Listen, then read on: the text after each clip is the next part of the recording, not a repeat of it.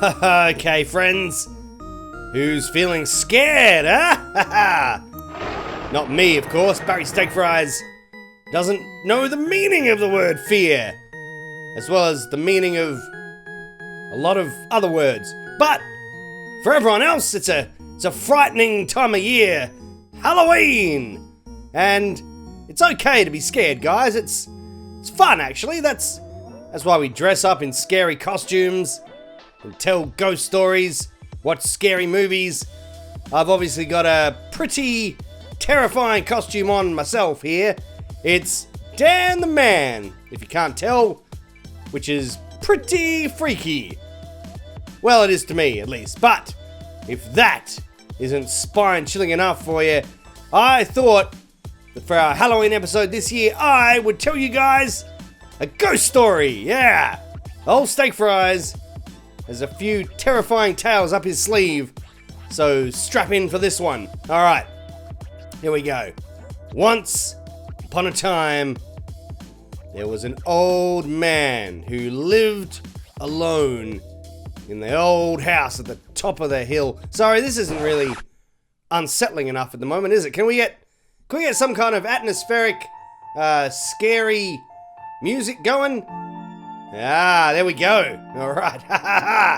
So, old mate lived in the big old house on the top of the hill, and each day the children would walk past on their way to school, and the old man would stare at them from his front porch. The children would always walk quickly past the old house, and the old man just sat and watched. And one day the old man disappeared. Yep, no one knew where he was, and the old house sat dark and abandoned at the top of the hill. The grass grew long, and the paint began to peel, and no one would dare enter the house, for it was said that the ghost of the old man still lingered inside. So, one dark and stormy afternoon on Halloween, a group of children went walking past on their way home from school, and they said to each other, "It's not so scary. Let's go inside, see if there really is a ghost." So in they crept up the front steps and in through the creaky front door, and suddenly the howling wind slammed the door shut behind them.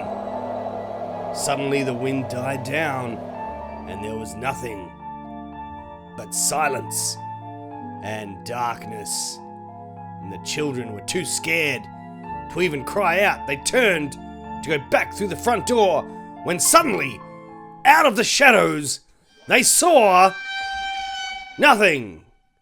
The ghost of the old man wasn't there. He was off riding a jetpack. He was a jetpack enthusiast. The old bloke. I didn't mention that before, but that's totally where he'd been the whole time, and the kids were fine.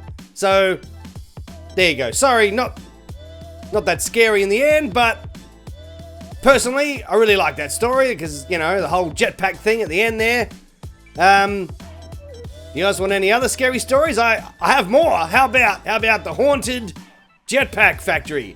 That one's actually scary, because the factory ends up being so haunted that there's a slight shortage of jetpack parts.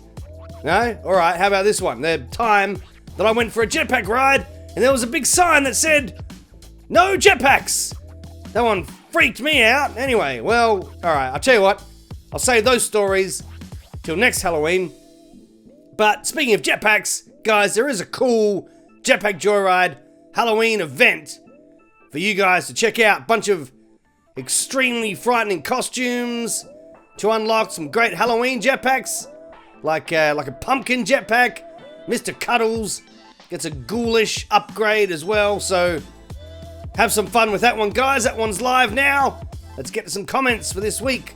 Spring David says, "Front-faced Barry is pushing me over the edge." Well, Spring David, if there's one thing you can say about Barry Steakfries, is that if he's going to push someone over any sort of edge, he does it facing front on. That's right. trying to push someone over the edge of something while facing backwards. Not only quite cowardly, but difficult to do in a practical sense. So thanks, Spring David, I guess. What else we got? Raphael Fernando says, wow, you've been using the machine gun jetpack for 10 years straight. Thanks, Raphael. Yes, of course. We did celebrate 10 years of Jetpack Joyride last week. And let me tell you, after wearing that jetpack for 10 years, my back is absolutely cooked. Haha. Here's another scary story for you. My chiropractic bill. Just kidding. Well, nah, I'm not really. It's bad. One more. Simply Realistic 123 says, damn, 10 years. I remember when everyone was talking about this game in primary school. Well, if I'm honest there, Simply Realistic, I'm a little disappointed that they're not still talking about it in primary school. Tell you what, if anyone happens to be in a primary school this week, maybe see if you can just steer the playground conversation back towards Barry Steakfries. That would be much appreciated. Anyway, guys, have a great Halloween. Hopefully my Dan the Man costume has scared you all sufficiently, and I'll catch you next time. See ya!